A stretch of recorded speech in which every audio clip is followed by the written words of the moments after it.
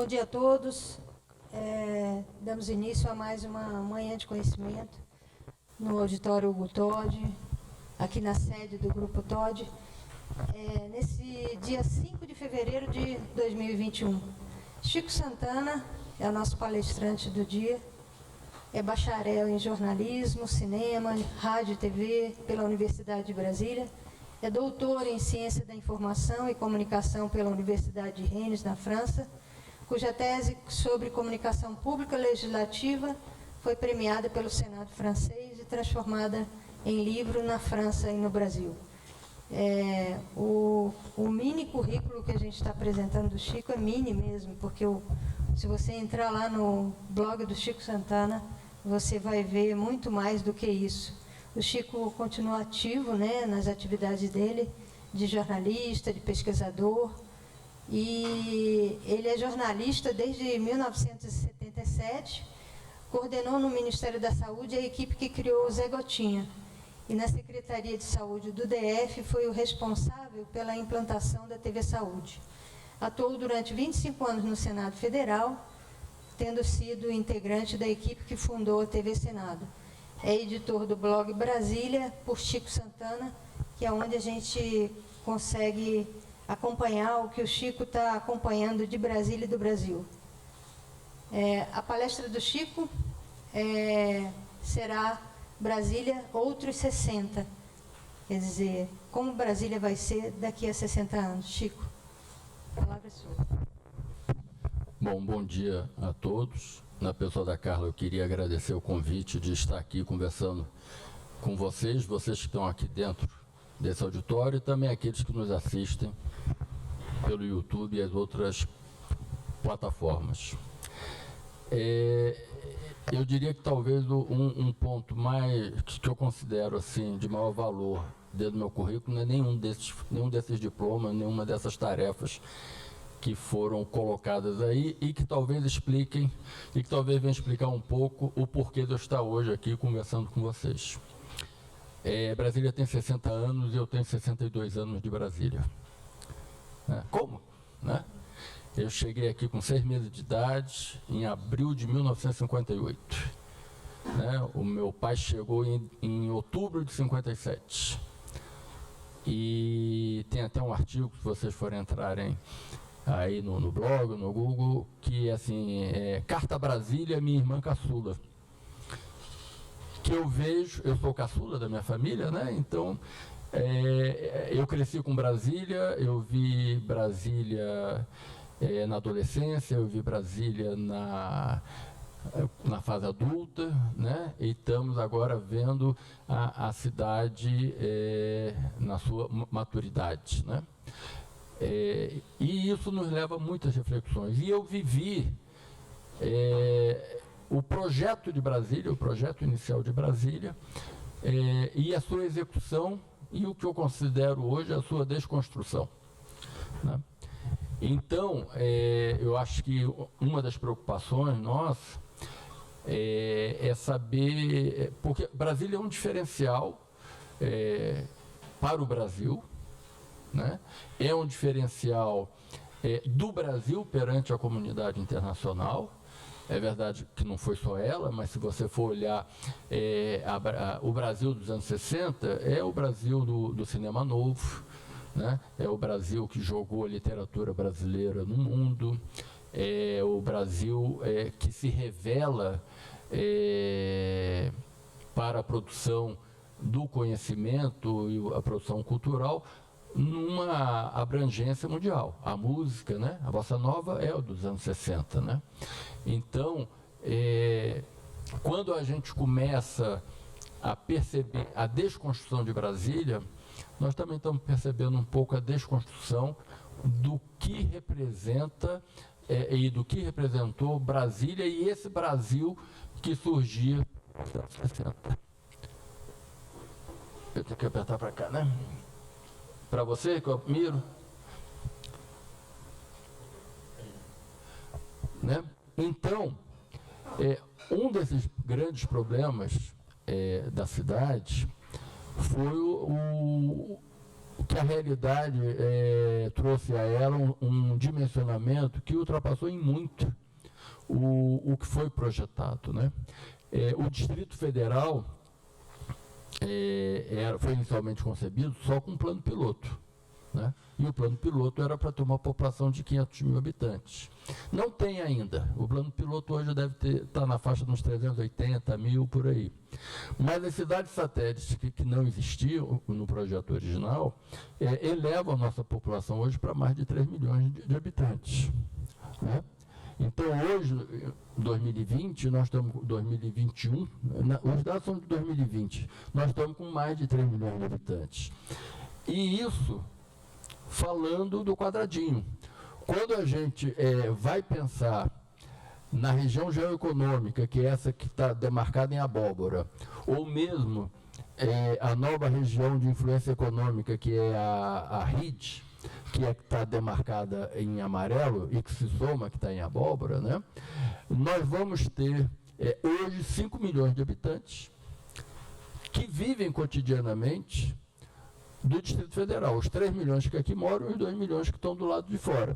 E a projeção, fiquei sabendo que o próximo convidado aqui é o professor Flósculo, a projeção que o professor Flósculo traz é que essa rede, até 2030, terá 8 milhões de habitantes. Então, nós estaremos com uma população do estado do Rio de Janeiro, né, da região metropolitana da cidade do Rio de Janeiro e quase muito próxima da população de São Paulo.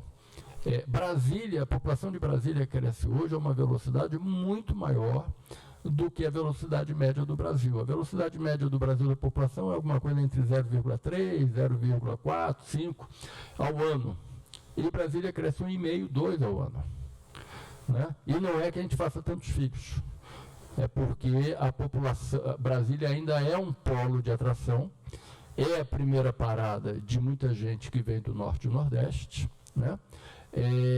E a cidade não vem conseguindo dar respostas para isso, né?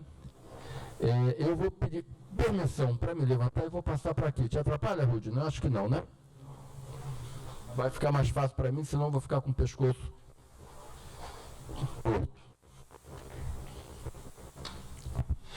Então, gente, hoje nós temos vários desafios e necessidades para estar trabalhando com esse cenário que já não é presente, não é nem um cenário do futuro, é um cenário presente, né?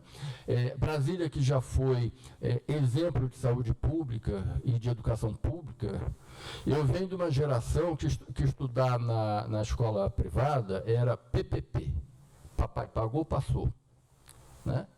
Que o bom aluno era o aluno da rede pública, que era que dava o ensino de maior qualidade, né? Hoje esse quadro se inverteu, né?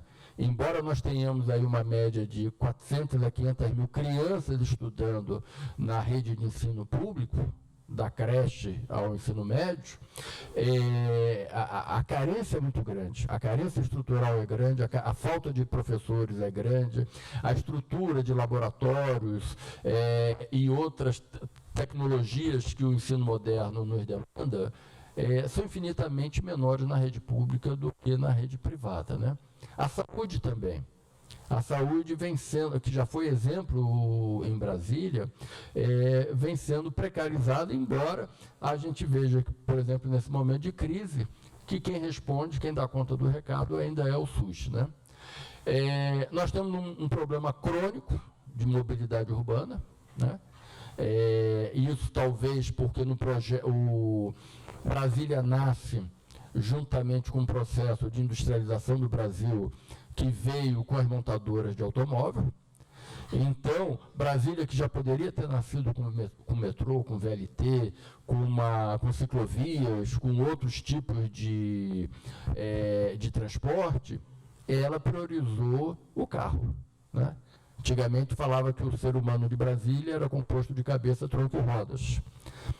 E hoje nós temos quase 2 milhões de veículos emplacados no Distrito Federal circulando nas nossas ruas, sem contar os veículos daqueles outros 2 milhões de habitantes que moram na região geoeconômica de Brasília e que vêm todo dia para o Distrito Federal.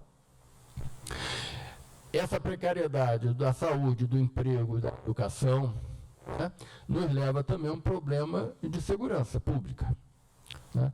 A cidade, que até mais ou menos meado da década de 80 conseguia resolver seus problemas de locação das moradias, né, a partir da tecnologia, da técnica de se criar cidades satélites, né, a partir da metade dos anos 80, ela perde esse controle, seja para grilagem, né, e aí nós vamos ter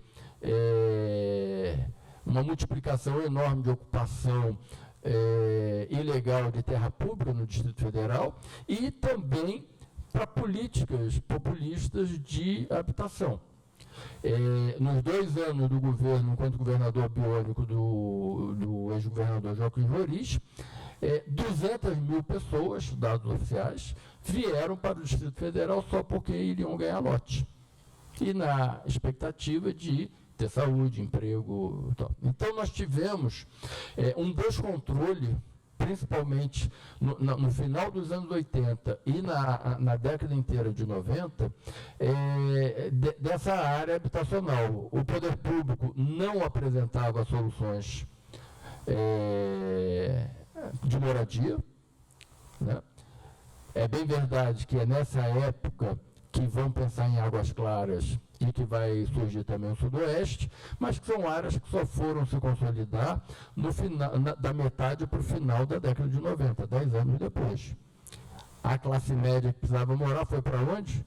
Foi criar os condomínios lá para o lado do Jardim Botânico, para o lado do Grande Colorado e para uma série de outras áreas. E esse descontrole nos traz o primeiro problema, a questão ambiental. O projeto de Brasília, lá no relatório da Missão Paulo Coelho de 1946, dizia que para garantir a água de Brasília para 500 mil habitantes, era necessário preservar 50% do território do Distrito Federal sem ocupação urbana, para preservar a água. Né? E hoje nós já ultrapassamos em muito, a ocupação urbana já ultrapassa em muito, 50% do território nacional, do Distrito Federal, e da outra metade, grande parte, é ocupado por agronegócio, que essa vai ser uma outra conversa, porque, pessoalmente, eu acho que o agronegócio do Distrito Federal ele é mal concebido. Né? O Distrito Federal não pode estar pensando em concorrer na produção de soja, de milho, de feijão, com uma área limitada e com tão pouca disponibilidade de água. 70% da água consumida no Distrito Federal, consumida legalmente, é consumida pelo agronegócio. Isso sem falar a retiradas clandestinas em rios, lagoas e poços artesianos.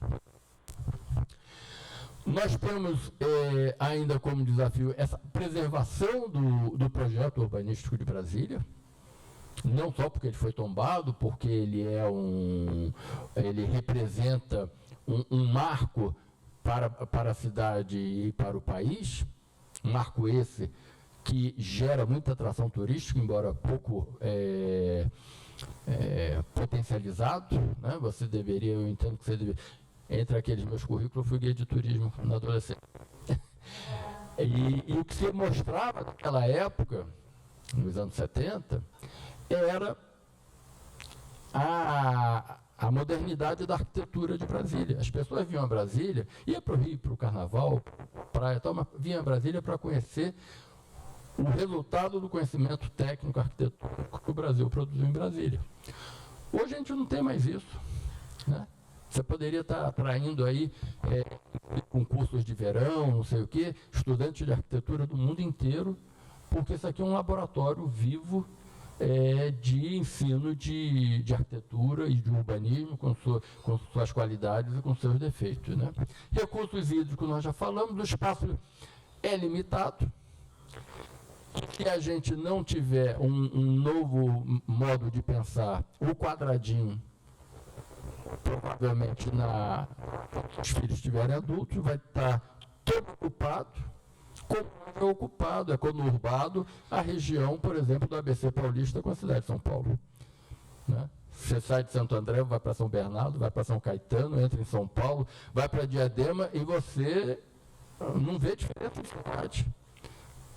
De um lado a rua é Diadema, do outro lado ela é São Bernardo. Né? E nós estamos nos encaminhando para isso. Você tem a Estrada Parque Contorno, que é um anel que circunda o Distrito Federal, entre Planaltina e... deu uma falha agora, aquela cidade, e São Sebastião, que era exclusivamente cerrado, ou chácara, esse negócio, está virando um corredor habitacional clandestino. Inclusive, grandes problemas hoje da segurança pública ocorrem lá. Né? E nós temos ainda esse crescimento populacional provocado muito pela atração de uma vida melhor, que todo brasileiro tem o direito a isso, e porque também no caminho de suas origens para Brasília, nenhuma outra oportunidade lhe é apresentada, salvo trabalhar para o agronegócio. Opa. Eu mudo aqui.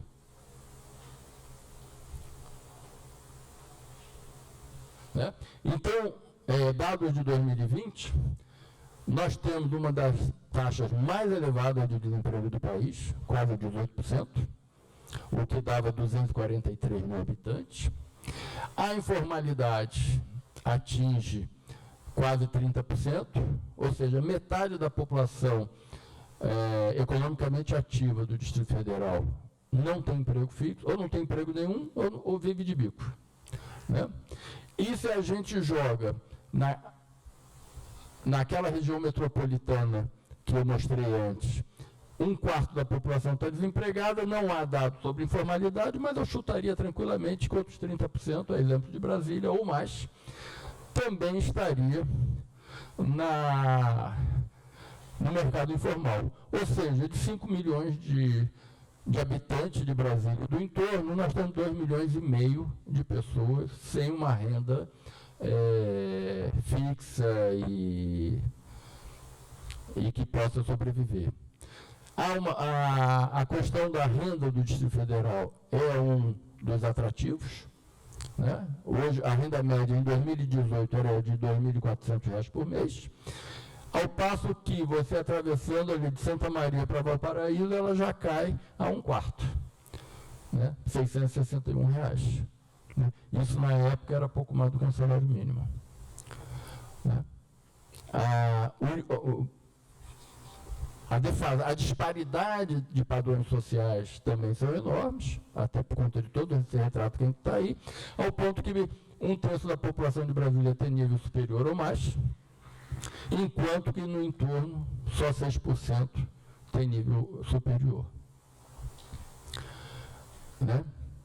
Então, a tese que eu venho defendendo não é uma tese minha, pessoal, até como jornalista, ouvindo uma série de pessoas durante toda a minha trajetória profissional, é que para preservar Brasília, nós precisamos integrar a região do entorno, o ARID, como gostam de falar os técnicos, e descentralizar. Né? Nós poderíamos estar falando aqui como opções de emprego, e eu acho que são válidas, e eu as defendo, e de desenvolvimento econômico da cidade, desenvolvimento sustentável, vários campos de atividades. Uma delas eu acho que é o turismo, a outra é a cultura, dentro de uma perspectiva econômica. Né? Eu acho que política cultural não é só estar distribuindo verba do FAC para que o cara faça o seu showzinho na esquina.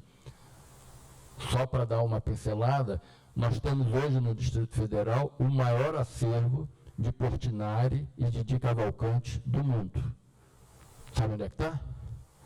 No 3º subsolo do Banco Central. Porque são quadros que foram apreendidos desde os anos 80, desses bancos que foram quebrando. Né? Banco Nacional, Colmeia,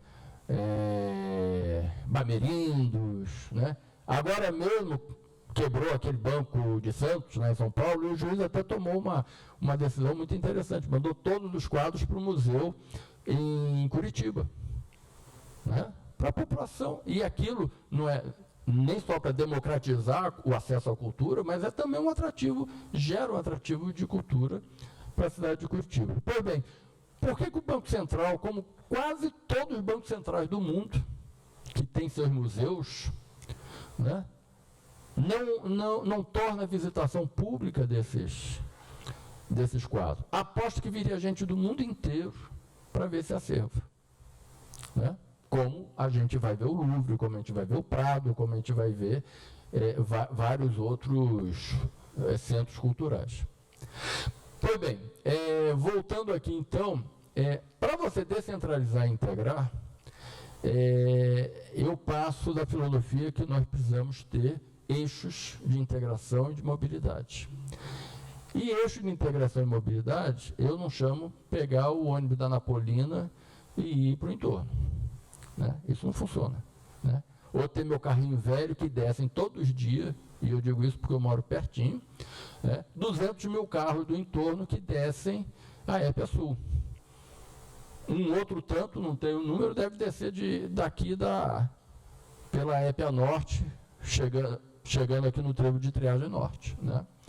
Isso não é mobilidade, gente, né? Então, eu defendo que a nossa tese deve passar pela mobilidade sobre trilhos, né? O ex-governador Roriz falava muito do Expresso Piqui, o povo apelidou de Expresso Piqui. Eu não sou rorizista, longe de mim ser rorizista, mas ele estava certo, né? Quando você coloca um eixo de ligação de passageiros e de cargas entre Goiânia e Brasília, de um lado, você está integrando toda essa região, né, principalmente Anápolis. Vamos lembrar que Anápolis recebe a Norte-Sul, né? Então, toda a exportação de grãos que sai pela região norte ou que sai pelos portos do litoral leste passam por Anápolis. Ali estão sendo implantadas as maiores... Anápolis já tinha a tradição de cerealista, o polo de ser cerealista está aumentando mais ainda. Estão brigando para ter um aeroporto de cargas ali, né? O que vai ferrar com Brasília e com o próprio Goiânia. Ali também tem o Porto Seco, né? Sim, isso tudo é o Porto Seco. É ali que estão se instalando os grandes laboratórios farmacêuticos brasileiros, esses que fazem genéricos, justamente porque já recebem todo o polo. E Brasília, estando ali a 150 quilômetros de todo esse polo logístico, está longe desse polo logístico, né? No início do ano passado, vocês devem ter visto na imprensa, desceu aquele avião Antonov aqui em Brasília, trazendo máscara, não sei o que. Sabe para onde é que ia? Para Anápolis, né? Movimentou economicamente Brasília, o aeroporto, a área de carga, logística para Anápolis, mas no dia que sair esse aeroporto de Anápolis, acabou. Porque eles têm a produção e só precisam tem já a logística ferroviária, né? E você tem uma linha de escoamento. Você conseguiria construir um corredor econômico e também um corredor para criar novos núcleos habitacionais. Mas não basta simplesmente você criar uma cidade na metade do caminho, a pessoa precisa trabalhar, precisa ter renda, né? E na medida que você cria esse corredor, áreas como Ceilândia, como Alexânia, como Abadiânia, e mesmo as áreas que hoje pressionam Brasília, como Águas Lindas, que está se transformando na maior cidade do entorno, no Distrito Federal, você pode ter um fluxo inverso. A pessoa já não vem arrumar emprego aqui em Brasília. Um exemplo mínimo disso, mas bem minúsculo disso que eu estou falando, é o outlet lá em Alexânia ou Abadiânia, eu sempre misturo as duas, né? Alexânia, né? Você tem um fluxo de consumidor que sai do Distrito Federal para lá e você tem um polo de geração de emprego local. Né? O Grupo Tauá de hotéis Sim, de inaugurar um hotel. Você com um corredor desse, tanto de carga quanto de... Eu não estou falando trem-bala não, viu, gente? Eu estou falando num... Acho uma bola. Inclusive, você vai potencializar o turismo rural, né? Outros tipos de negócios naquela área. Você cria um corredor econômico, né? A NTT estimou, pensando em trem-bala, em 7 bilhões. Né? Eu acho que ela jogou para o alto, deve ter um sobrepreço por aí. Porque a Norte-Sul, de Palmas a Anápolis, que são 855 quilômetros, então 5 vezes mais a distância do que Brasília e Anápolis, custou 4,8 bi. Né? E mais, onde é que vai arrumar esse dia 4,8? Esse trecho, nós vamos ver mais na frente, é um dos ramais previstos da Norte-Sul. Mas, infelizmente, a nossa classe política, a nossa classe econômica aqui em Brasília não briga por isso. Né? Dizem que é porque a nossa classe política, os donos das redes de ônibus, os donos das concessionárias de automóveis, os donos das maiores redes de pós-gasolina, são as mesmas pessoas. A conferir. Né? O outro corredor, que inclusive que é para evitar, olha, se vocês lembrarem da Copa, a Copa tem o quê? 6 anos? 2014? Na Copa, a EPASul, além de ganhar o corredor do BRT, ganhou mais uma faixa de tráfego em cada um dos sentidos. Né? Ou seja, ela pulou de 2 faixas para 4 faixas em cada um dos sentidos. Seria a solução dos engarrafamentos. 4h30 da tarde está engarrafado. 4h30 da manhã, e está engarrafado do Parque Shopping até Valparaíso. 4h30 da manhã já está engarrafado no sentido contrário. Né? Na mesma época que se gastaram 800 milhões de reais para fazer o BRT, imitar o Ceará, que pegou a antiga linha férrea da Rede Ferroviária Federal, que foi privatizada só para carga, e implantar um sistema de VLT, eles implantaram o VLT do Cariri, Crato Juazeiro. Sobral também fez a mesma coisa. Né? Na mesma época, a Sudeco estimou que custava menos da metade do que custou o BRT. Custava 200 e poucos milhões, o BRT custou 800 milhões. Né? E aí você integraria todo mundo de Lusiânia, Cidade Ocidental, Valparaíso, Gama, Santa Maria. Seria um metrô de superfície dentro do plano piloto para atender Parkway, Núcleo Bandeirante, Guará, Cruzeiro, CIA. A linha do trem que já está pronta, passa atrás da Feira do Paraguai, gente. Já imaginou a quantidade de gente que viria do entorno para ir consumir aqui e vice-versa? E chegaria até a antiga rodoviária. Ô, Chico, e o metrô que passaria no meio da W3, atravessando... Nós vamos chegar lá. Vai chegar lá? Vamos chegar lá. Né? Então, mas mais uma vez, e isso acompanha de perto aqui, na época, a pressão da aviação napolina, que acabou falindo depois, de qualquer maneira, para que isso não ocorresse, foi enorme. As desculpas são mil, a bitola é antiga, estreita, não sei o que, coisa e tal. A prova está aí. As 2 linhas de VLT que foram adaptação lá no Ceará. Em Teresina, quem já esteve em Teresina deve se lembrar que perto do Rio, sair em Teresina para o interior, tem até um tipo de um elevado, né? É a antiga linha de trem de ferro, que virou um trem regional também. Ô Chico, e essa bitola de trem pode ser produzida com plástico reciclado? Não, a questão da bitola que eles dizem é a largura. Uhum. Porque eles dizem que a linha férrea tem que ter no mínimo 1,5 m, 1,40 m de largura entre trilhos, uhum, e que a linha atual tem 1 metro. Ora, se essa linha de trem saía de Brasília e ia para São Paulo 2 vezes por semana, levando milhares de passageiros, porque até o governo Fernando Henrique, quando foi privatizado, existia a linha do trem Bandeirantes, né? Por que não pode trazer de Lusiânia para cá? Né? Sendo que o trem Bandeirantes era uma composição de 10 vagões. E o VLT é 2, 3, né? Sendo que cada bichinho desse carrega 600 pessoas e um ônibus articulado desse do BRT carrega 150. Né?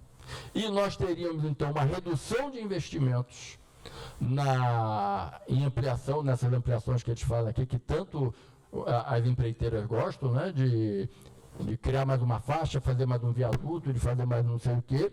Você traria qualidade de moradia e de serviço para quem mora no entorno, imitando um pouco aquela realidade dos subúrbios norte-americanos. Né? Quem mora na periferia nos Estados Unidos não é o pobre.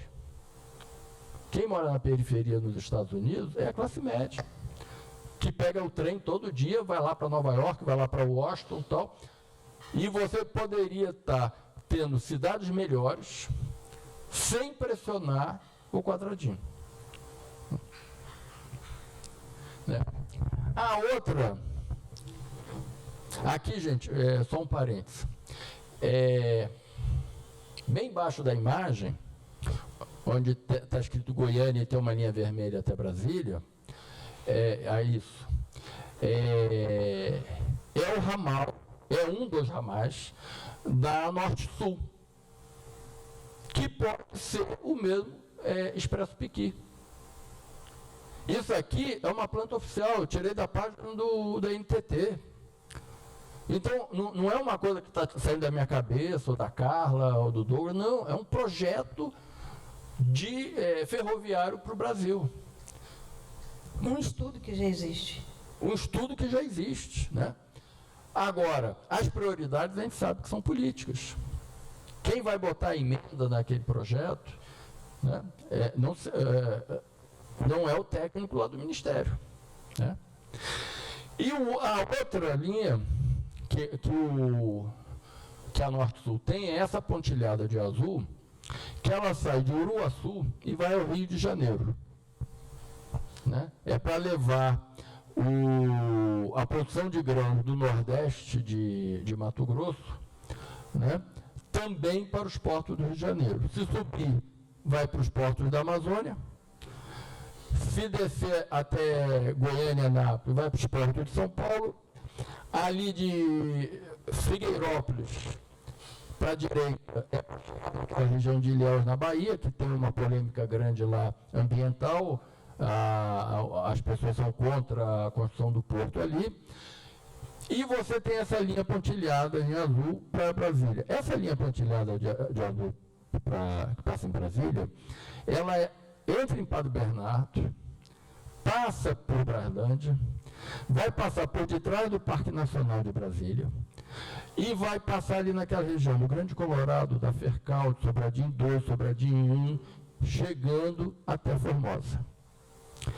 Pelo Paranoá? Não.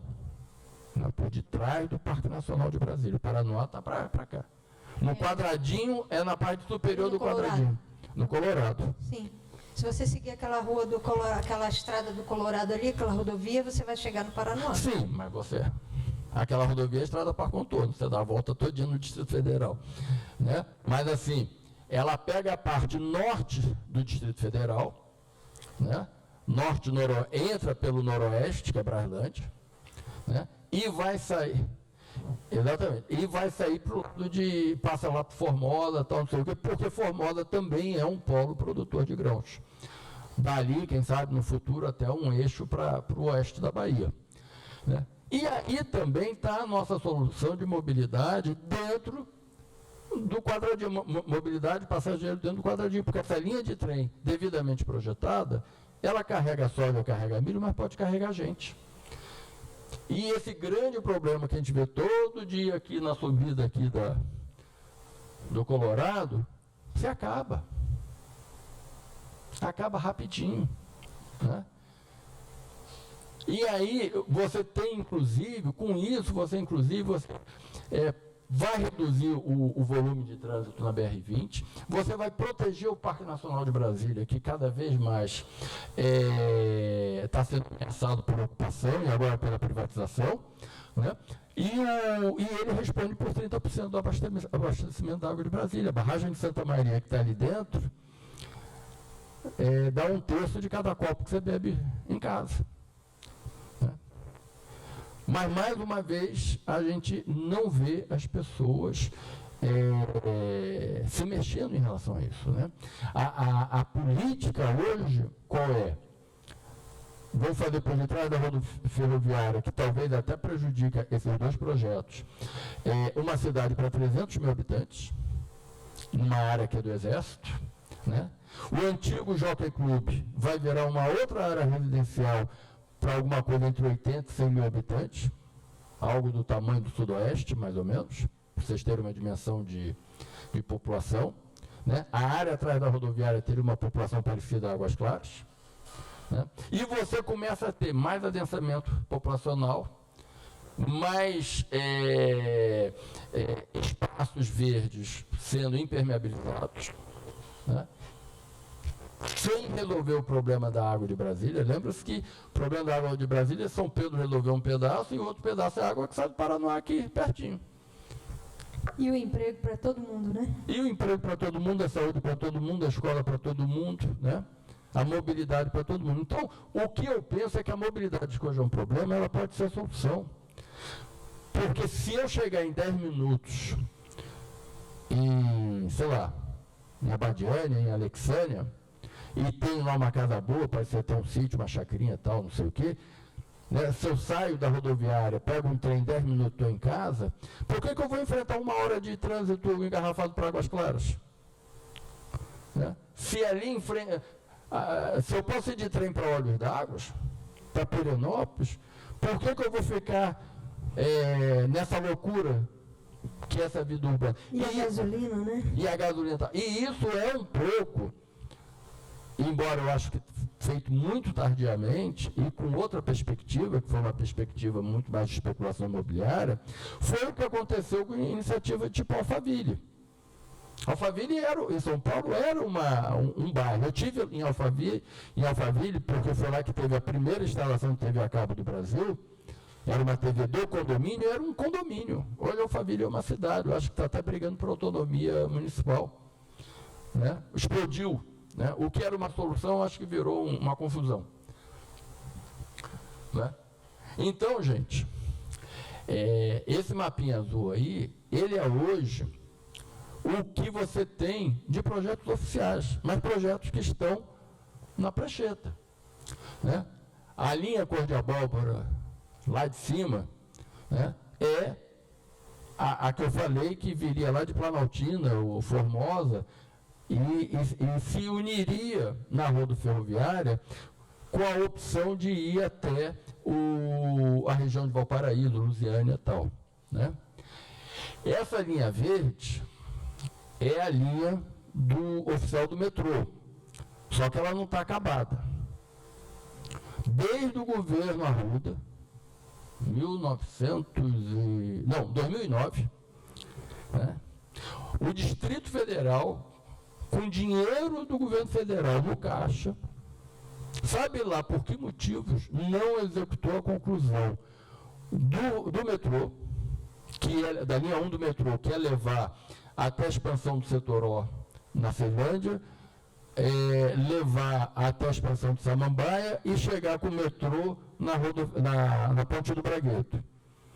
A valores de 2009 foram alocados pelo PAC, PAC do Desenvolvimento, PAC da Mobilidade, PAC da Copa, 1.2 bilhões de reais ao Distrito Federal. Passou a Arruda, passou a Guinel, passou o Hollenberg, aí o dinheiro acabou. E ninguém fez 1 centímetro no meio do caminho ainda passou o Rosso, né, de tampão, né? E ninguém fez 1 centímetro de metrô, né? Você tinha 350 milhões para fazer a primeira perna do BRT, perdão, do VRT, né, né, que ia sair do aeroporto, que era pelo Parque da Copa. Fizeram o quê com esses 350 milhões? Botaram aquela linha de ônibus para o aeroporto. Né? E aí que a gente vai ver o lobby das empresas de ônibus, porque o BRT Sul, que sai do Santa Maria e vai para o Plano Piloto, é a única via de ônibus do mundo construída por uma companhia de metrô. Porque o dinheiro que foi usado lá, cerca de 900 milhões de reais, foi dinheiro concedido pelo Ministério dos Transportes da época para construir o que seria a linha 2 do metrô, que era a Gama Plano Piloto. Aí, o presidente da França teve aqui em Brasília. Na época do Arruda, o Arruda... Michel Sarkozy? Nicolas Sarkozy. Nicolas Sarkozy. Mas só que você já tinha 300 milhões para isso. Né?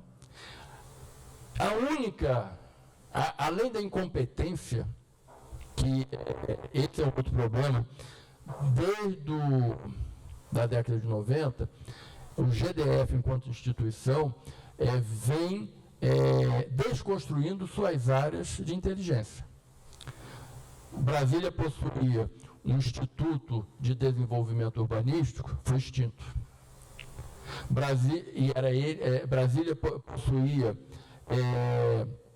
isso é do tempo do Douglas, o DMTU, Departamento Metropolitano de Transportes Urbanos, Departamento Metropolitano de Transportes Urbanos, que era quem pensava a mobilidade no Distrito Federal.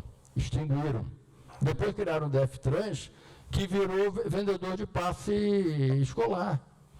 Né? Você não pensa a mobilidade. O próprio DER, que eu acho que deveria ser chamado Departamento de Estradas e Viadutos, né? Porque ele só pensa, mobilidade para o DER é fazer estrada e viaduto, e sem ciclovia e sem calçada para pedestres. Hein? E multar. Né? Gente, para fazer estrada tem a Nova Cap, para multar tem o Detran, a Polícia Militar. O DR tinha que ser um departamento para pensar mobilidade urbana no Distrito Federal em todas as suas modalidades. Esse TTN aqui foi projetado pelo DR sem ciclovia. Só saiu a ciclovia porque o Ministério Público interveio. Né? Quantas ciclovias no Distrito Federal você vem pedalando e para em lugar nenhum? Teve até um movimento que o povo botava umas interrogações, aí você ainda acha aí no... Né? Então, você perdeu a capacidade de planejar, de ver o futuro. Né?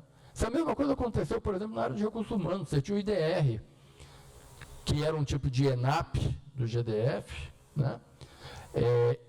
E que, isso é uma leitura minha, eu acho que o lobby das empresas que fazem concurso quiseram acabar com ele, porque quem fazia os concursos públicos do GDF até então não se gastava dinheiro contratando essas grandes instituições. Então você teve o dinheiro e não correu atrás.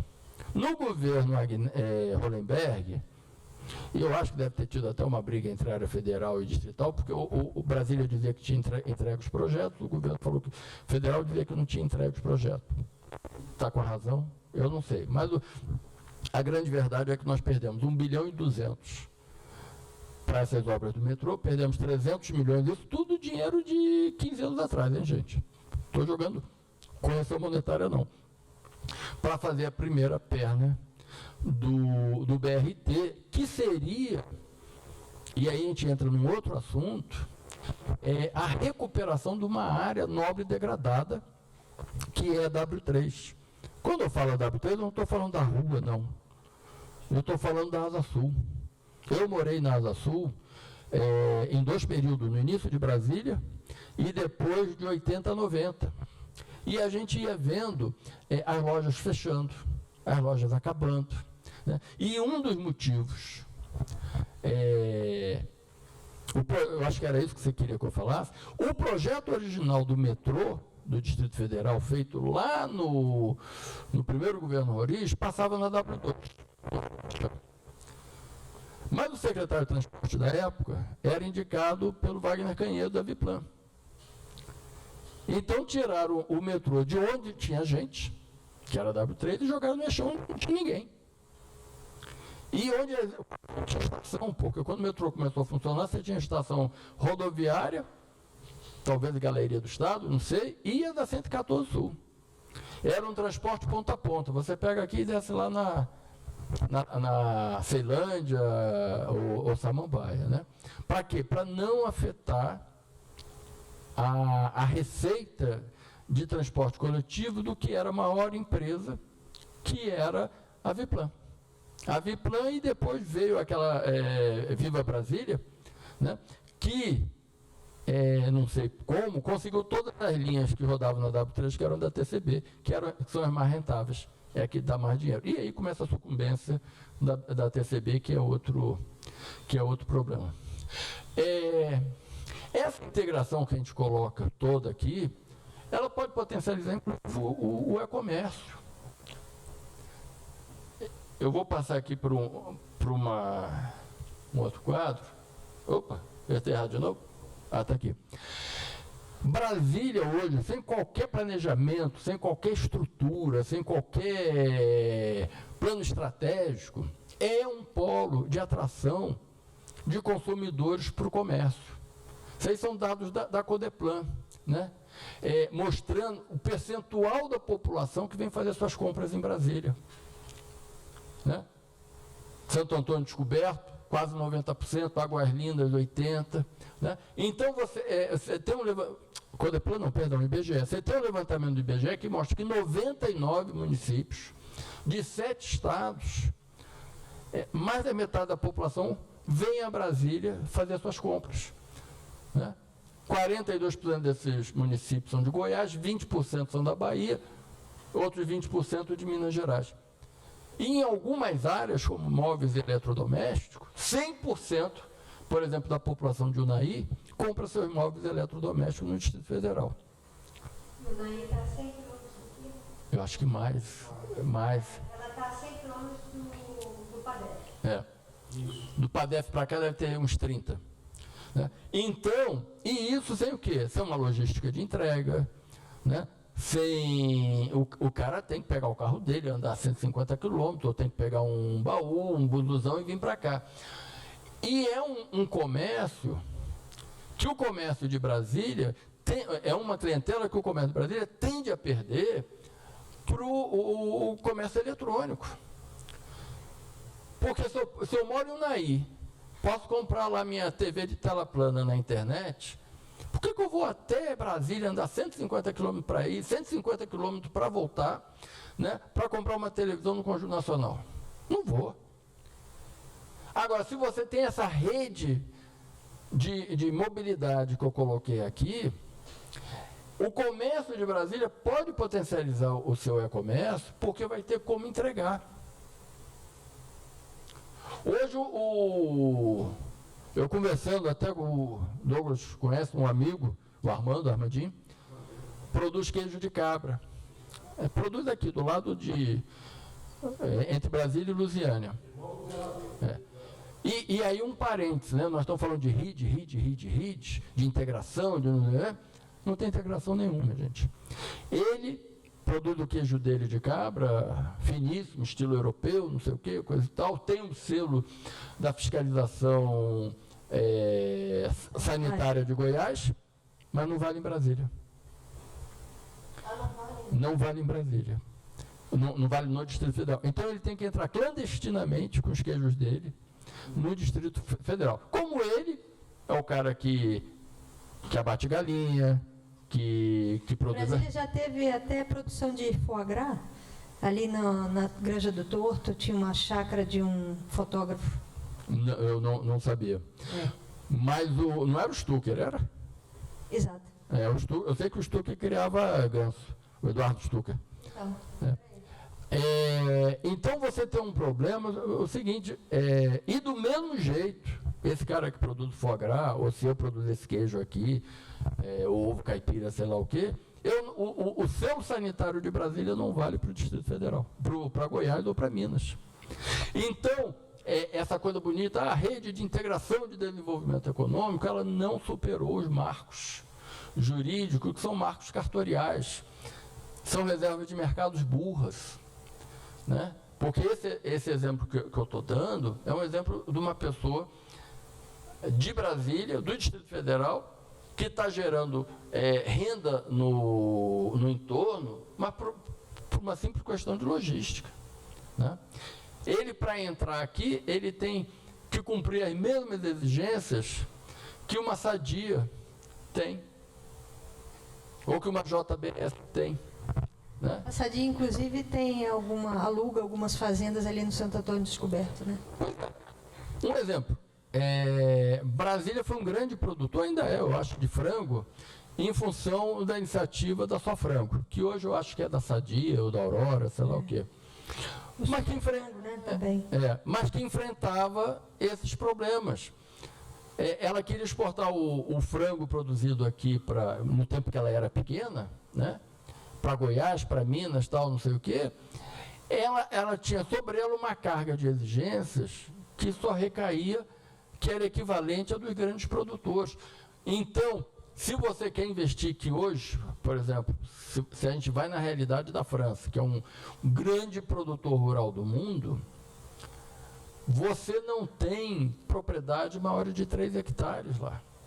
E eu digo isso que eu morei 4 anos na França, na região mais rurícola que tem lá. A escassez de terra é tão grande que no miolo das tesourinhas dos trevos, eles aram e plantam, né? Então, essa nossa região do Distrito Federal e do entorno é uma região de pequenas propriedades, por enquanto. Tá? Os pequenos estão sucumbindo. Nós temos que encontrar produção e mercado para eles. Caso contrário, o que vai acontecer? Vai vir tudo aqui para Brasília, pressionar Brasília em termos de demanda de emprego e tal, e não vão encontrar, infelizmente. Não vão encontrar. Bem, gente, é mais ou menos isso. Então, para a gente dar uma amarrada, é lógico que você tem N vertentes para desenvolver sustentavelmente Brasília, e essas vertentes, quase todas, falam entre si. Como eu já falei aqui do turismo, como eu falei da cultura, temos que falar da tecnologia, né? Hoje em dia, por exemplo, tem uma grande briga entre a Associação Comercial do Distrito Federal e o governo do Distrito Federal, porque a Associação Comercial defende que o setor comercial sul seja transformado num polo... habitacional, né? Não, o GDF que é habitacional. Eles querem um polo de tecnologia. Eles querem que ali seja implantada a primeira rede 5G. Porque aí você revitalizaria a área com startups, com empresas prestadoras de serviço. Eu até escrevi sobre isso, transformar o setor comercial em setor habitacional, primeiro, na verdade, é para atender o interesse de meia dúzia de pessoas, né? O secretário mesmo falou publicamente que tem 7 prédios vazios. Aí eu perguntei, de quem que são esses 7 prédios? Quem são? Quem é o dono que vai... Segundo, nós vamos pagar a conta. Porque o Conselho de Arquitetura e Urbanismo já falou que a rede de esgoto do setor comercial sul não foi projetada para você ter uma geração de dejetos 24 horas por dia, 7 dias na semana, né? E que o esgotamento residencial é muito diferente do esgotamento comercial, né? Então você teria que refazer toda aquela rede de esgoto. Quem é que vai pagar? Nós, né? Para quê? Porque tem 7 donos de prédio vazios. Eu tenho uma pergunta. Eu com isso eu termino e passo a bola para vocês. Posso fazer a primeira? Ô Chico, você tem dados sobre o recolhimento de impostos em Brasília? Brasília é uma cidade essencialmente de serviços e ela depende de recolhimento de impostos. Como é que você tem... Olha, eu tive acesso com muita dificuldade, com base no Lei de Acesso à Informação, consegui os dados só em 2018 e 2017. A gente pode até, se tiver internet, a gente pega, porque eu escrevi sobre isso. Brasília é uma cidade caloteira. Tá? Então, assim, metade dos moradores, do que eu me lembro de cabeça, metade dos proprietários de imóveis no Parkway não tinham pago o seu IPTU. O governo cobra, mas eles não pagam? Não, o governo cobra, manda lá, mas o cara fica esperando um refis. Ah, tá. Quando o refis Vai pagar menos. Paga menos, tal, não sei o quê. Nessa mesma época, se não me falha a memória, de 35% a 40% dos carros do Distrito Federal não tinham recolhido o IPVA. Então, a cidade é de caloteiro. E nós temos que... a grande receita do Distrito Federal é ICMS. Né? Mas, assim, a economia da cidade, ela vive substancialmente a partir de dois fatores. O setor público, né? Não necessariamente o que ele gera diretamente, mas o que ele gera indiretamente, né? Porque aqui Os servidores públicos fazem compra no comércio, serviço, saúde, né? E a indústria da construção civil. Só que a leitura que dá para a gente viver com base nesses dois pontos. A indústria da construção civil, ela é um pouco responsável desse mostrengo que a gente mostrou aqui. Porque eles estão construindo em cada centímetro da cidade, eles estão mudando a lógica da cidade. Né? O Distrito Federal, ele é talvez a primeira cidade no mundo que teve um relatório, pelo menos 3 ou 4 relatórios de impacto ambiental. A cidade foi pensada para ser de um jeito, porque tinha tais e quais características naturais, de clima, de água. Então, quem mora em Águas Claras percebe, por exemplo, a diferença de temperatura para quem mora, não vou falar nem Lago Sul e Parkway, mas quem mora no Plano Piloto. Né? É muito mais quente a cidade. E esse é um calor que ela vai irradiando para outros lugares. Então, quando você tem, por exemplo, uma área enorme, que era de chácaras, que é Vicente Pires, que se transforma numa área residencial de não sei quantos mil habitantes, né? O que nós vemos todos os anos, e que a mídia não fala, aquelas enchentes, foi impermeabilizado Vicente Pires. As pessoas mais antigas de Brasília sabem que ali era uma região de chácaras, cheia de córregos. O que eles fizeram? A mesma coisa que estão fazendo em Arniqueiras agora. Arniqueiras é a futura Vicente Pires. Tamparam os córregos, ou botaram dentro de manilhas estreitas, né? Que quando cai, e impermeabilizaram o resto, né? Porque a calçada não tem jardim, é calçada, era mais alta. Quando chove, Vicente Pires é assim, são 2 calles. A água corre para ali. Aí o povo, porque o governo primeiro não paga nada, né? Segundo, é o cara que é responsável por aquilo que ele fez. Eu moro no Parkway, eu tenho uma vizinha que quando foi construir, atravessando onde eu moro e onde ela mora, tem um tipo de uma calha. É como se fosse um corredor natural do escoamento de chuva. E quando chove, aquilo, na seca é seco, quando chove, é um rio. E eu falei para ela, olha, faça a sua casa elevada, porque a casa dela é exatamente em cima, né? Faça elevada, porque aqui a chuva é fácil. Não, porque o meu engenheiro, porque não sei o quê. Já por 3 vezes, a tromba d'água entrou pelos fundos, de levar o sofá dela lá na rua. Né? E quem vê isso, é uma coisa que você não tem como reagir. Não tem. Não adianta você segurar o sofá, agarrar na televisão, porque vai tudo de uma vez. A grama do jardim dela foi arrancada como se tivesse passado um trator. Né? Aí eu que moro num terreno assim, ela fala, você tem que fazer alguma coisa. Eu falei, eu não posso, eu não tenho como parar água. Eu não tenho como parar água. Eu fiz até uns buracões que o engenheiro lá falou que é para diminuir a velocidade da água, né? Mas a água vai de qualquer maneira. É aquele negócio, água de morro abaixo, fogo de morro acima, ele nem segura. Quem que tiver pergunta, vem até aqui à frente, por favor.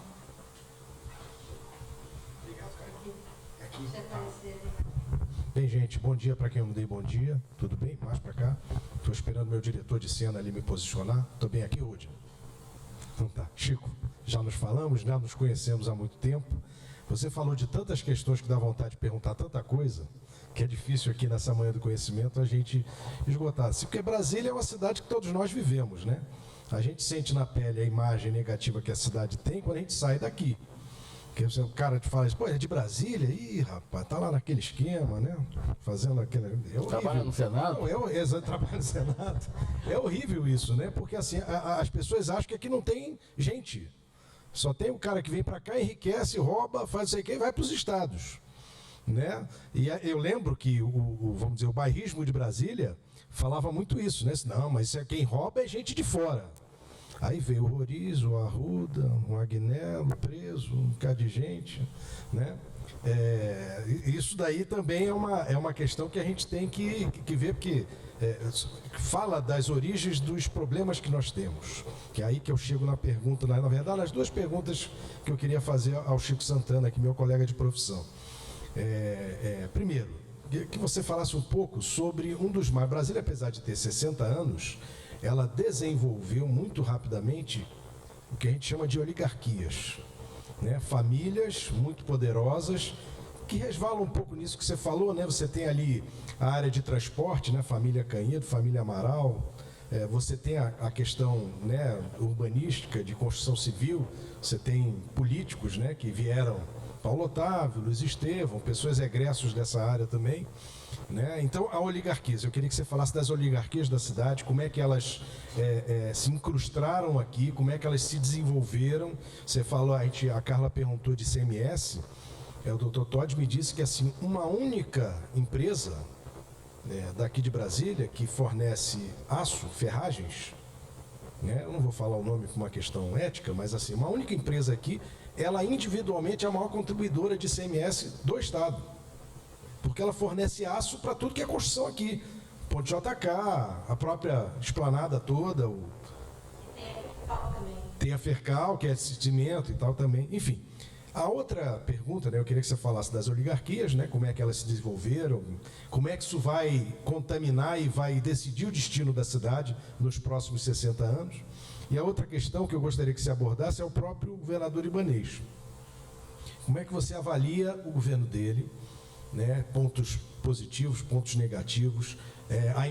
Se quiser, não, mas aqui a gente está conversando também entre amigos. Entre amigos, só o povo do YouTube que está assistindo, né? Não tem problema. Ainda não, no YouTube ainda não está. Ainda não está. Aquela parte, quando você xingar ele, a gente tira. Quando você xingar ele, a gente tira. Não, deixa eu ver. Não, eu queria que você falasse, fizesse essa avaliação, porque é importante, inclusive, né, acho que é para o grupo, né? Afinal, aqui é um grupo que tem uma vocação econômica boa, forte, né?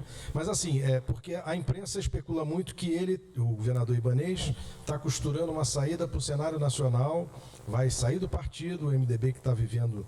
O Bolsonaro conseguiu esse mérito, né? Ele rachou todos os partidos tradicionais.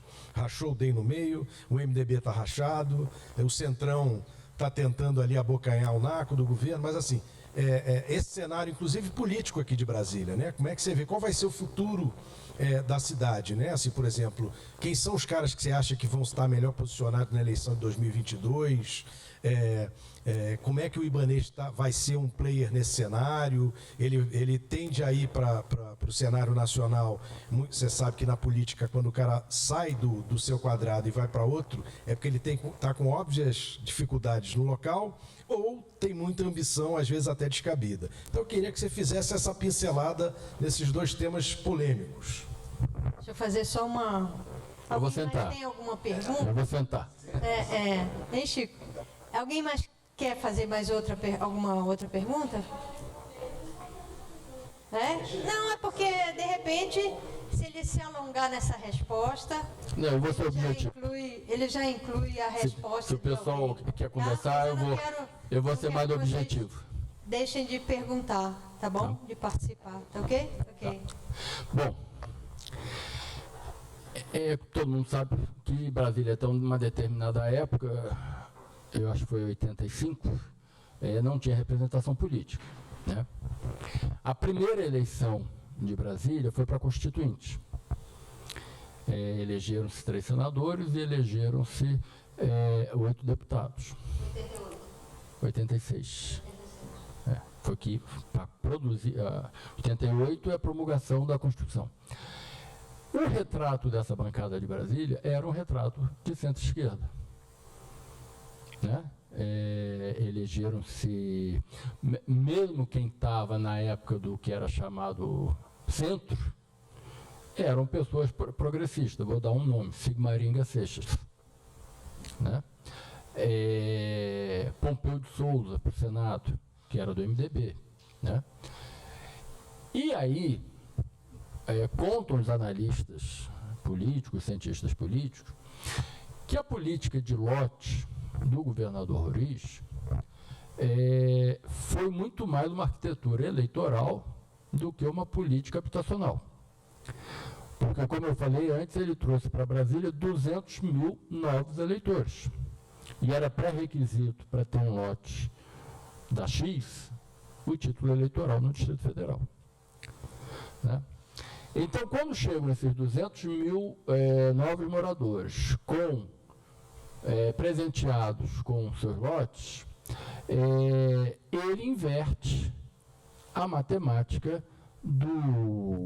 da eleição. Lembremos que, quando ele faz isso, ele é um governador biônico, né? Então, ele monta essa estrutura para a primeira eleição 89 ou 90, já não me lembro mais, de governador do Distrito Federal, que ele concorre, mas já com uma distribuição do eleitorado favorável a ele. E eu me lembro muito bem dessa eleição, o SBT, e teve uma chuva. Alô? E teve uma chuva enorme. Samambaia eram só barracos de madeirite no chão, não tinha. E a chuva levou todo mundo, né? Levou a moradia de todo mundo. A gente que era contra Roriz mandou logo a equipe de reportagem lá, que corre lá que o povo vai xingar Roriz até. E eu me lembro até hoje, lá se vão 30 anos, numa fala que, como jornalista, eu editei, botei no jornal, que a mulher diz: antes eu não tinha casa para a chuva entrar.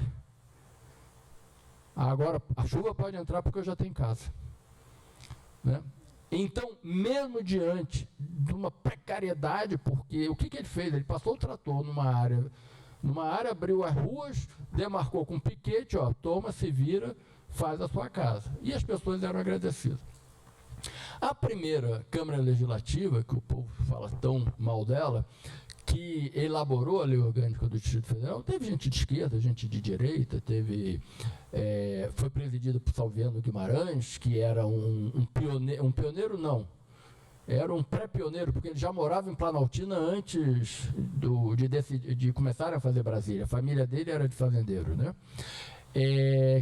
Mas você tinha pessoas como Vasni Derruri, você teve Agnello Queiroz como deputado, Rose de Freitas, que fez o capítulo da comunicação na lei orgânica e tal.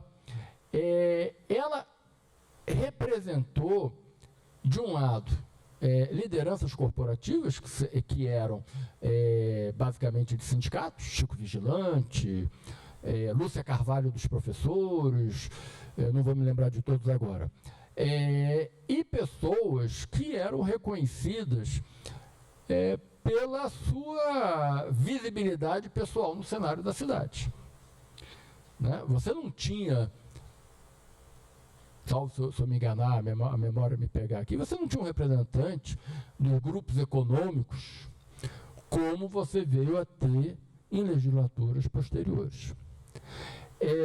Eu imagino, Douglas, não é que os políticos vieram para o campo econômico, eu vejo o contrário. Eu acho que eram os agentes econômicos que, na ditadura militar, estavam acostumados a fazer seus negócios, seus empreendimentos, conversando dentro de 4 paredes nos gabinetes, que viram a necessidade de vir para o campo político para fazer com que seu objetivo financeiro econômico se viabilizasse ou viesse a ter facilidades. E aí você teve vários empresários da economia, da construção civil, do ramo imobiliário, que você já citou, né? Você teve representantes da grilagem, né? Se o Rio de Janeiro tem representante da milícia, do narcotraficante, nós tínhamos aqui representantes oficiais da grilagem que tentaram mudar o marco jurídico de Brasília para facilitar os negócios deles. Então, esses grupos se fortaleceram em 40 anos, 35 anos, mais ou menos. E da década de 90 para cá, principalmente as corporações sindicais, pelo que o Brasil e o mundo viveu com o liberalismo, com a mudança das relações de capital e trabalho, se enfraqueceram. Né? Porque, basicamente, quem representava a esquerda no parlamento eram os representantes das corporações, dos bancários. Magela, eu acho que fez parte da primeira Câmara Legislativa. Então, você tinha os bancários, você tinha sindicatos médicos, sindicatos vigilantes. Era isso que era o campo, vamos chamar, progressista, né? Que jogava contra o bloco, o establishment, né?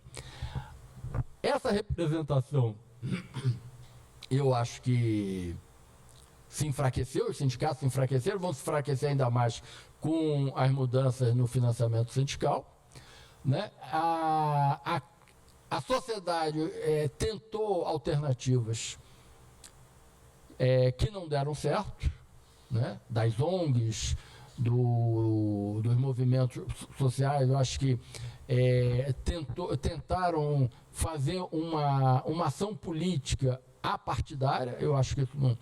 Eu me lembro que em 2013, a gente estava nas manifestações aí na Esplanada, aí teve uma marcha de milhares de pessoas, foram até o Congresso num sábado, num domingo, e aí quando chegaram lá, pularam dentro do laguinho do Congresso e tal. Eu falei, e aí? Mudou o quê? Né? Sabe, porque os partidos são ruins? São. Mas é que nem a democracia, não inventaram nada melhor para nos representar. A Guatemala, nos anos 90, tentou uma representação diferenciada, que era a eleição segmentada a partir de movimentos sociais que eram muito organizados em cooperativas. A denominação era cooperativa, não necessariamente era uma cooperativa como são as nossas de trabalho e tal. Na verdade, eram ONGs. E o que aconteceu é que as cooperativas foram tomadas de assalto como os partidos foram tomados de assalto, né? Então, e até hoje a gente vê a Guatemala com esse problema todo. Basta, você falou hoje mais cedo de América Central, é golpe atrás de golpe, é guerrilha. A Guatemala já viveu um massacre indígena enorme, a população indígena dela é forte, né? Então, assim, é muito importante, e a gente defende isso permanentemente, a vigilância e a organização da sociedade civil, né? Aquela coisa de político, não vou me meter nisso não, sabe? Eu já me candidatei 3 vezes, e cansei de ouvir de amigos, olha, Chico, eu te ajudo, mas não me chame em reunião, não me chame em... Você precisa de quanto aí? Você quer uma doação para a sua campanha? Sabe? Quando o que a gente estava querendo colocar era um fomento, era jogar uma centelha para que as pessoas começassem a refletir coisas como isso, né? Mas as pessoas estão no seu mundinho, né? As pessoas não entendem que debates mais simples como a coleta seletiva do lixo depende do seu envolvimento na vida política do cidadão, né? Do pãozinho da padaria sei lá, a sua aposentadoria, você depende da sua participação política. E quanto mais... Olha, eu fui candidato ao Senado na última eleição. Fiz 25 mil votos, não é nada. Mas a coisa que mais me chamou a atenção eram 2 cargos, né? Duas vagas. Era que a segunda vaga teve, entre voto branco, nulo e abstenção, quase 60% dos eleitores do Distrito Federal. Chico, para presidente, para governador, quantos votos? Como assim? Como? Aqui, governador aqui do Distrito Federal, precisa? quantos votos? Agora são 2 milhões de habitantes, vai para mais de 900 mil votos. Ok. Né? Mas não fui candidato ao governo, não, fui candidato ao Senado. Então, se um dos cargos mais importantes da República, quem define recursos, esse plano de ferroviário que eu apresentei aqui, é um plano que foi aprovado e elaborado pelo Senado. Né? Não sei por que motivo, mas quem brigou por esses 2 ramais que eu mostrei, não sei qual eram os interesses que ele tinha lá atrás, foi o Ginhargelo. Ele que foi lá costurar, provavelmente tinha lá outros interesses, né? Mas a primeira coisa era botar esse ramais no Plano Nacional Ferroviário, né? Então, aquele metrô que a gente pode estar pegando na esquina de casa ou não pode estar pegando na esquina de casa, depende dessa nossa participação. E a participação não é ir votar no dia 15. A participação é refletir, é conversar, é trazer as propostas, é esse envolvimento. Resumidamente, como é que eu vejo o Ibanez? Ibanez está montando uma grande bolsa de dinheiro para esses 2 últimos anos de governo. Essa bolsa é quase 2 bilhões da SEB. Ele já comunicou à Comissão de Valores Imobiliários a venda de 50% do BRB, deve dar outros 2 bilhões. Ele já está em planejamento a semi-privatização da CAESB, 49%. Né? Ele está implantando o estacionamento pago, cujo projeto está na página da CEMOB, o edital, que prevê que a concessionária que vier ganhar o estacionamento pago pague 700 milhões à vista, ou seja, para ele usar. Ganhou, paga. Né? 700 milhões à vista. Né? Então, ele vai ter uma bolada de dinheiro. Aí ele vai privatizar o metrô. Chico, esse estacionamento pago é onde? Todo plano piloto. Até na porta da sua casa. O morador vai ter 3 vagas. Não, morador vai ter 3 vagas, é o que a associação o Conselho Comunitário da Asa Sul está pleiteando. Mas assim, que a coisa mais... São Paulo... Gente, tudo isso que eu estou contando... Isso aumenta a arrecadação. Entrarem no meu blog, tem lá em detalhado. A arrecadação de ICMS aumenta, então, com essas ações aí de estacionamento pago? Eu não sei se é de ICMS ou de ISS, eu não sei qual é a tributação que cai sobre... Mas é bom para a cidade, não? Não, ele está fazendo caixa, que eu creio, ele vai começar uma série de obras, como já está fazendo, né? Um exemplo, o trevo em frente ao Recanto das Emas e Riacho Fundo 2. Por incrível que pareça, esse dinheiro está em caixa, disponível para o Distrito Federal, desde a emenda do Ginhargelo. E a emenda do túnel de Taguatinga, que eu acho um absurdo, também é do Ginhargelo. Ginhargelo está preso há quanto tempo? Uns 10 anos? Né? Pois é. E agora eles pegaram o dinheiro da Caixa Econômica para fazer essas obras, como o trevo do Sudoeste, que vai transformar o Parque da Cidade numa highway. Né? Porque o povo vai atravessar direto da W3 para o Sudoeste numa via expressa. Então, quem é do Rio de Janeiro aqui, vai ser tipo a estrada Lagoa Barra, que atravessa o Jardim Botânico, que antes era um bairro bucólico, hoje você tem uma autoestrada passando na porta de casa.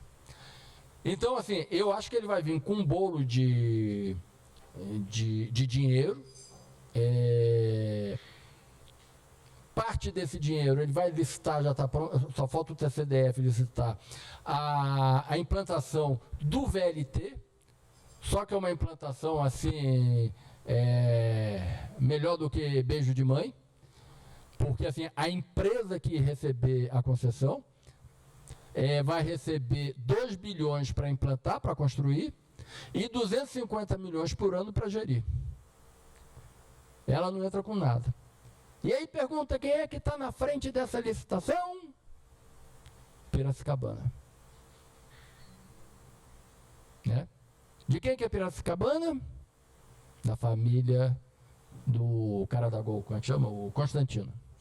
Né? Quem é que está na frente da privatização do metrô? E quando eu digo na frente, é que já teve habilitação, não é de conchavo não, é porque houve o edital, foi habilitado, outros não foram habilitados, né? Já apresentou o projeto de plano de negócio, que já foi aprovado, né? Sabe quem é? Pioneira. De quem que é Pioneira?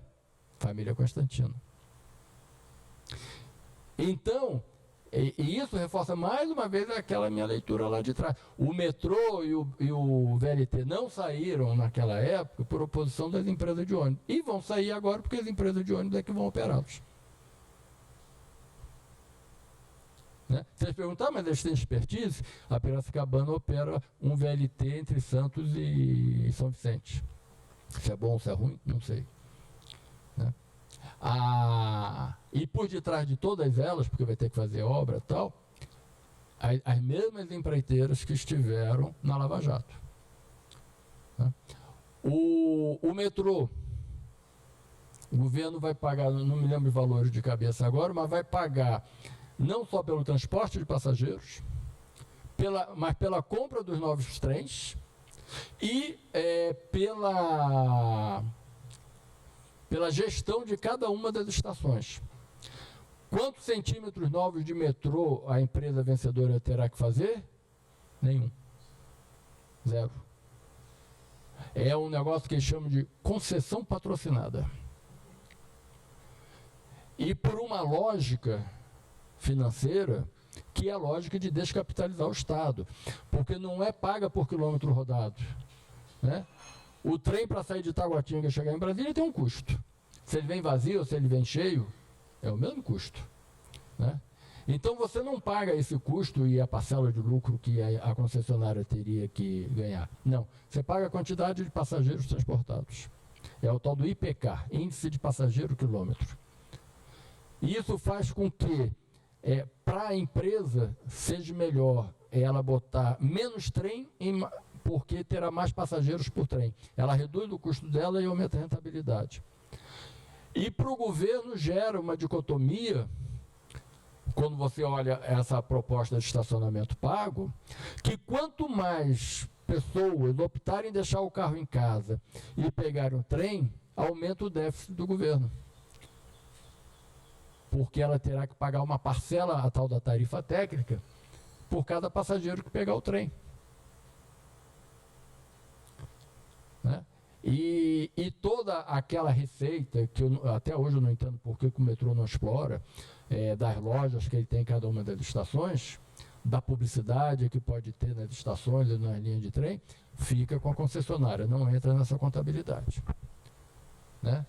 A empresa o projeto da empresa do metrô prevê, inclusive, que eu acho interessante, não sei por que o metrô atual não faz isso, à noite, de meia-noite às 6 horas da manhã, que o metrô não funciona para passageiro, que ele funcione para carga.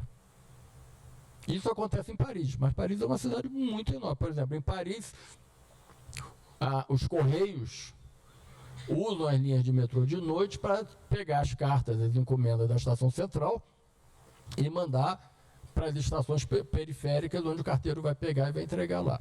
Né? Não sei se ele teria carga aqui para estar transportando à noite ao ponto de rentabilizar. O que eu quero dizer é o seguinte, o que foi construído em 60 anos, que são instrumentos importantes em termos de fomento ao desenvolvimento da cidade, está sendo desconstruído em 15 meses de pandemia. Né? Porque enquanto a gente está em casa, audiências públicas estão sendo feitas na internet, processos já estão andando, o Ministério Público tem questionado e eles não estão nem dando bola. Né? Ainda ontem eu vi uma resposta de um documento que o Ministério Público recebeu, porque com a privatização da rodoviária, que é outra que está acontecendo, eles vão privatizar a rodoviária e a Galeria dos Estados juntos. Quem levar um, leva o outro. Cada ônibus que parar ali na baia da rodoviária vai pagar uma taxa para a concessionária. Aí o Ministério Público foi e perguntou quanto que isso vai impactar na passagem, na tarifa técnica, no preço da passagem. Aí a CEMOB fala, não, a tarifa técnica não leva em consideração taxa de... Tem um nome essa taxa de estacionamento dos ônibus. Não leva porque não era cobrado até hoje. A partir de amanhã que for cobrado, a empresa de ônibus vai falar, opa, meu custo aumentou. Né? Então, se ele tiver o êxito em tudo que ele está fazendo, eu acho que nós vamos ter duas realidades. Uma, o desmonte do Distrito Federal, das suas ferramentas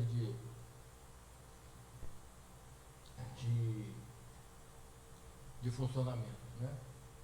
Eu vou dar um exemplo. Eu falei, moro no Parkway, moro lá atrás do Capetinho. A minha linha de telefônica de hoje, 2021, é a mesma que foi implantada pela Telebrasília. A minha internet é um estágio acima da internet de escada. Pergunta se a Oi, se a Claro, se a Vivo querem levar fibra ótica para lá. A fibra ótica que sai de Brasília para Valparaíso, em linha reta, passa 1 quilômetro da minha casa. Da minha casa e da casa de várias outras pessoas, né? Eles são incapazes de puxar um ramal. Dizem que o investimento não compensa. Então, tem determinadas coisas, e é por isso que eu digo que nós vamos perder ferramentas de desenvolvimento e de intervenção do Estado na economia, que o capital não vai fazer. Né? Eu não. Todos os moradores estão contratando internet, aquela internet de empresas privadas que cobram R$600 por mês. Né? E tem internet de rádio agora também, né? Mas a de rádio eu já tive, quando chove, acabou. Aí você fica... A de rádio ou a da Sky, que é por transmissão, quando chove, fica nublado, você perde o sinal. Aí você fica sem televisão e sem internet, não dá.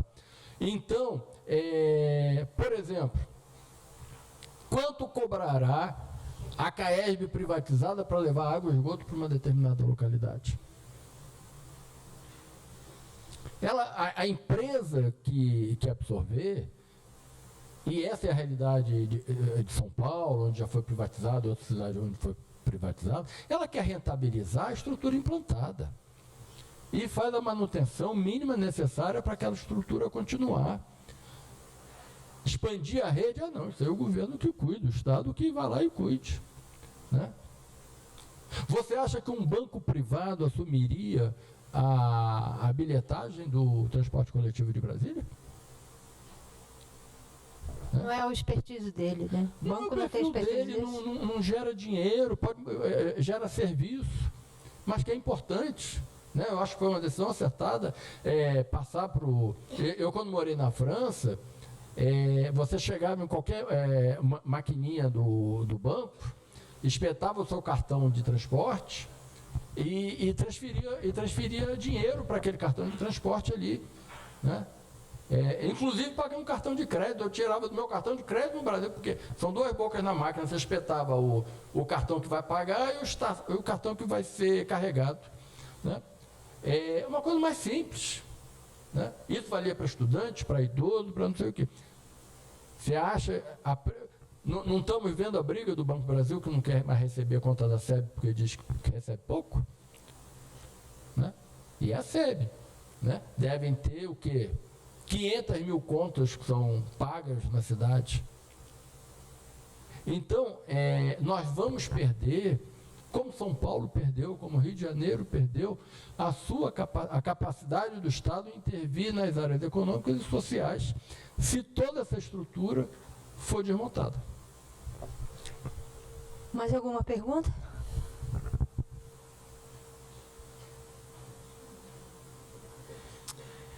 Podemos encerrar? Chico, muitíssimo obrigado pela sua palestra riquíssima, que acho que vai ficar por um bom tempo na nossa memória e, com certeza, mais uns 20 leitores do Eu não sei blog se eu do vou Chico sair de Santana. novo, não. A última eleição eu ganhei um joelho quebrado.